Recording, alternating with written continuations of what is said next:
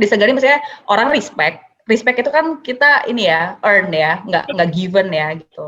Pertama, pemimpin yang di-respect oleh timnya, itu yang pertama. Terus yang kedua, yang punya apa ya, jiwa yang kalau timnya capek, ketemu kita itu kayak kita bisa kasih air adem gitu. Kadang kan ya setiap level, makin level ke atas kan mungkin tekanannya lebih, tekanannya lebih banget gitu kan. Sehingga kadang-kadang pemimpin itu sadar diri.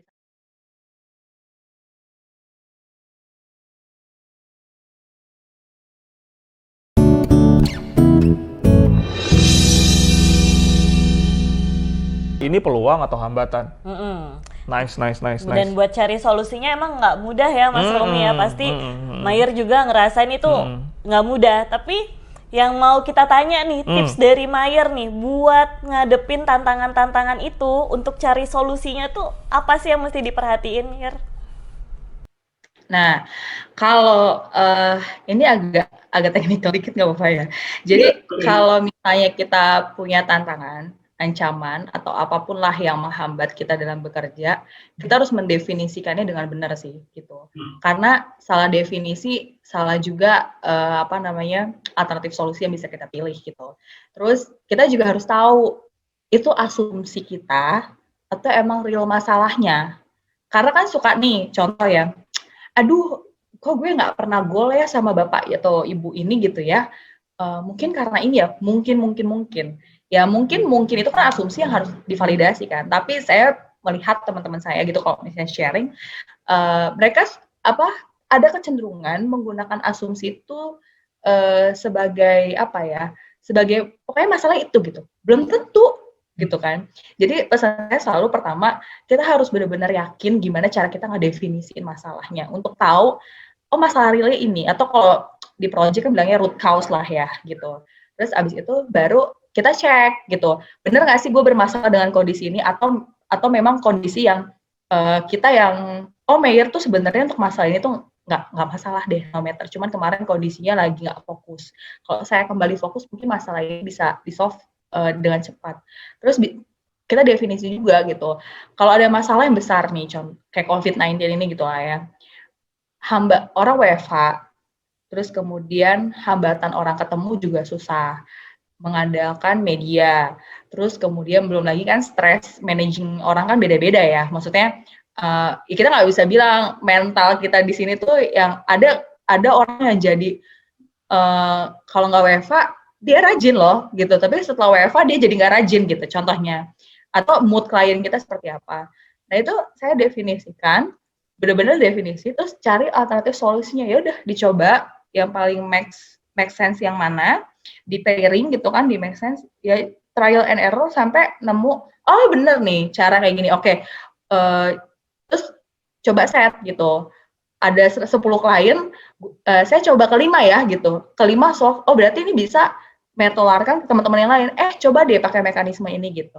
Jadi gitu aja puternya. Cuman kalau kita salah definisiin, pakai asumsi, pakai pemikiran kita sendiri, itu sulit sih gitu. Gitu sih, agak teknikal ya, maaf ya. Tapi setuju banget, kita emang mesti mulai dari awal banget ya. Karena kalau misalkan definisi masalah aja udah salah nih Mas Romi, biasanya udah mulai ngaco tuh, alternatifnya udah nggak nyambung ke masalahnya, nggak bakalan bisa nyelesain akar masalah yang ada. Dan benar-benar mesti teliti ya. Dan kayaknya emang Mayer nih orang yang sangat teliti nih untuk mau rencanakan itu semua. Tapi satu hal yang saya tangkap dari obrolan kita hari ini, ternyata di balik semua itu adalah gimana kita bereaksi terhadap sesuatu gitu kan. Itu menandakan kecerdasan emosional kita sendiri gitu kan. Maksudnya gue ngedapetin satu hal, tembok di depan ini gue harus ngapain gitu. Terus tembok ini berasumsi mungkin boleh gitu ya, tapi jangan terjebak di asumsi itu sendiri dengan asumsi-asumsi tambahan kan gitu. Yang biasanya terjadi kan gitu tuh Mayer, waktu pertama kali datang COVID gitu kan, asumsi nanti jadi susah nih, jadi nggak bisa ketemu sama orang. Akhirnya kalau bahasa yang pernah saya dengar itu kita punya mental block. Yes. Nah, kita punya mental block. Kita jadi ngerasa kalau nggak mungkin bisa kayak gini, nggak mungkin bisa kayak gitu. Karena kan kayak gini, karena kan kayak gitu. Jadi sibuknya malah bukan cari alternatif solusi, karena memang dari awal definisi masalahnya nggak ketemu, tapi sibuknya adalah dengan nambah-nambahin bumbu itu tadi tuh. Asumsi A, asumsi B, kalau kayak gini nggak bisa, kalau kayak gitu nggak bisa, dan seterusnya. Wow, hari ini seru banget. Mengeluh terus aja gitu. Banyak orang ada masalah mengeluh aja tapi tanpa melakukan apapun kan. Maksudnya nggak bergerak untuk bisa melakukan apa. Itu banyak juga. Jadi Banyak. toxic lagi dong ya. Toxic itu menyebar dan menular soal itu. Yes, benar. Makanya sudah beberapa tahun belakangan ini juga Clara sudah menghindari orang-orang yang jadi toxic. Makanya teman Clara tuh kayak Mayer di sini. Oke. Bisa aja. Boleh lah. Berarti saya boleh berteman sama Mayer juga dong ya? Itu kehendak dia lah, keputusan dia lah. Cuman hati-hati aja, Ir. Oke. Gimana Mas Romi, udah dapet pencerahan nggak nih buat timnya? Yang pasti cerah banget sih, Karena memang gini lah, banyak orang di luar sana itu cukup punya ego yang tinggi ya. Dalam hal gini, gue udah tahu kok gitu kan, misalnya gitu. Kalau dikasih tahu kan gitu. Tapi kalau misalnya dengerin obrolan kita hari ini, saya yakin banyak orang akan tercerahkan gitu. Karena memang halnya sederhana, halnya simpel. Cuma kadang-kadang kitanya aja yang bikin kompleks, kitanya aja yang bikin rumit gitu kan. Dengan asumsi-asumsi yang muncul tadi. Padahal kalau misalnya mau dipikir simpel, mau dilihat dari sisi yang sederhana, sebenarnya sederhana sih, nggak harus dibikin ribet ya. Betul. Satu lagi dong, boleh nggak, Clara? Oh boleh, silakan. Tadi kan udah cerita banyak nih ya. Satu hal lagi, apa sih impian atau obsesi Mayer mungkin yang belum kesampaian dan mungkin saat ini lagi menuju ke sana? Boleh cerita nggak? Banyak. Clara tahu banget tuh. Mayer tuh apa ya, pemimpi ulung gitu. Dari SD aja mikir mau ke Disneyland gitu kan. Banyak lah. Tapi kita coba fokus untuk karir aja coba ya. Kalau untuk karir, ada suatu posisi, maksudnya gini, Mayer pengen jadi pemimpin yang satu diseganin maksudnya orang respect itu kan kita ini ya, earn ya, nggak given ya gitu. Pertama, pemimpin yang di respect oleh timnya, itu yang pertama. Terus yang kedua, yang punya apa ya, jiwa yang kalau timnya capek, ketemu kita itu kayak kita bisa kasih air adem gitu. Kadang kan ya setiap makin level ke atas kan mungkin tekanannya lebih banget gitu kan, sehingga kadang-kadang pemimpin itu tidak sadar ya mungkin menuangkan ke bawahnya gitu kan.